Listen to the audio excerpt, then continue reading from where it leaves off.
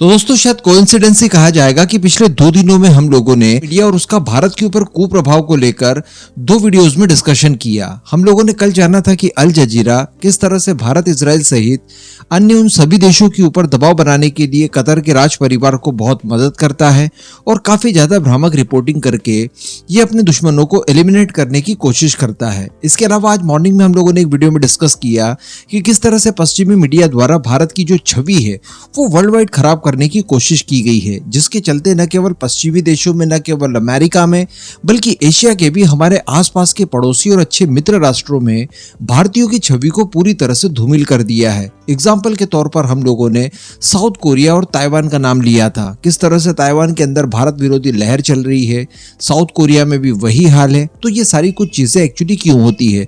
तो इसके पीछे कारण यही है कि बड़ी बड़ी सॉफ्ट पावर वाली जो मीडिया हाउसेस है ये भारत के खिलाफ लगातार ऐसी रिपोर्टिंग करते हैं और भारत को ऐसा कचरा देश बताते हैं और खासकर हमें, हमारे कल्चर को इतना निम्न दर्जे का बताते हैं कि मानो हम अगर कहीं किसी देश में जाएंगे तो उस देश को हथिया ही लेंगे। जब इसमें फ्रांस को भी आप नजरअंदाज नहीं कर सकते। अगर आपके मन में ऐसा है कि हम फ्रांस को चूंकि इतना अच्छा देश मानते हैं, अपना मित्र राष्ट्र मानते हैं, फ्रांसीसी राष्ट्रपति का हम लोग इतना ज्यादा सम्मान करते हैं, तो बदले में फ्रांसीसी लोग भी भारतीयों के बारे में ऐसी ही भावना रखते होंगे, तो ये आपकी गलतफहमी है। मैं आपको बता दूं और बताते हुए दुख हो रहा है कि फ्रांस में एक बहुत बड़ा तबका है जो कि भारतीयों को अच्छा नहीं मानता और वो भी भारतीयों के बारे में बिल्कुल उसी तरह की भावना रखते हैं। कारण यही है कि उनकी मीडिया भी भारत के खिलाफ इसी तरह की दुर्भावना रखती है। लेकिन अब भारत बहुत ज्यादा कॉन्शियस हो गया है और भारत विरोधी तत्वों को अब चुन चुनकर साफ किया जा रहा है। बताया जा रहा है कि भारतीय सरकार द्वारा एक बहुत ही ज्यादा बोल्ड स्टेप लिया गया है। पत्रकार जो कि फ्रांसीसी पत्रकार थी और लगभग 23 साल उन्होंने भारत में रहकर पत्रकारिता की,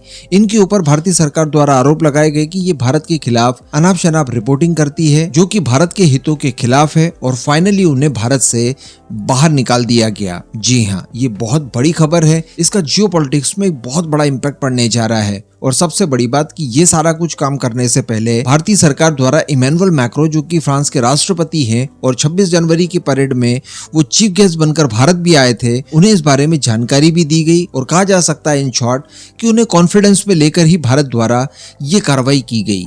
मैं आपको बता दूं कि इस फ्रेंच पत्रकार का नाम है वेनेसा डोकनेक। जैसा कि मैंने आपको बताया कि ये 23 वर्षों से भारत के अंदर रिपोर्टिंग कर रही है और इनका टोटल जो समय भारत के अंदर रहा वो 25 सालों का है। इवन मैं आपको बता दूं कि इन्होंने शादी भी एक भारतीय से की है। लेकिन भारतीय सरकार ने इनके खिलाफ कार्रवाई करते हुए इनका ओआईसी परमिट वर्ष 2022 में समाप्त कर दिया था। तो कहा जा सकता है कि ऑफिशियल तौर पर जो इन्होंने भारत के अंदर रिपोर्टिंग की वो लगभग 23 साल के आसपास की। लेकिन इनका ओआईसी परमिट, जिसका full form overseas citizen of India है, वो चूंकि इनका रद्द कर दिया था, उसके बावजूद ये भारत के अंदर रिपोर्टिंग कर रही थी और भारतीय सरकार के अनुसार ये भारत के खिलाफ गलत रिपोर्टिंग कर रही थी। इस वजह से इन्हें एक नोटिस देकर भारत से जाने के लिए कह दिया है और इन्हें भारत से निकाल दिया गया है। दरअसल बताया जाता है कि इन्होंने लॉ क्राइम, ले पॉइंट, ले टेम्स, ले सोइर, इन सब के लिए लंबे समय तक काम किया पत्रकारिता की और इन सभी मीडिया हाउसेस के लिए ईस्ट साउथ एशिया की ये संवाददाता रही है। वेनेसा डोकनेक पिछले कुछ समय से भारतीय ग्रामीण इलाकों में रहकर वहां की पत्रकारिता कर रही है। इन्होंने भारत के बारे में, माओवादियों के बारे में और विद्रोही समूह सहित अन्य कई विषयों पर लिखा,